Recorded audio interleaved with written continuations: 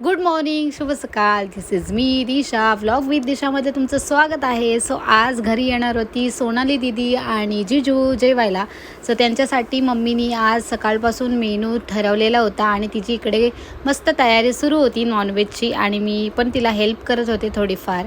त्यानंतर मग मी पण फ्रेश झाले थोडी, कारण की सकाळपासून एवढे गरम झालेलं ना काम करून.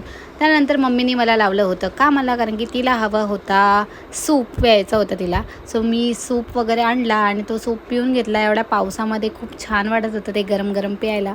थोड्या वेळातच ही दोघं आली, त्यांचं मस्त वेलकम केलं, त्यांच्यासोबत गप्पा गोष्टी केल्या आणि मग जेवायला बसलो होतो. आणि जेवायला मस्त आज मेनू होता नॉनव्हेजचा आणि आम्ही छान असं जेवून घेतलं. त्यानंतर मम्मीनी दीदीला हळदी कुंकू वगैरे दिलं आणि नंतर मग ते दोघं निघाले होते घरी जायला.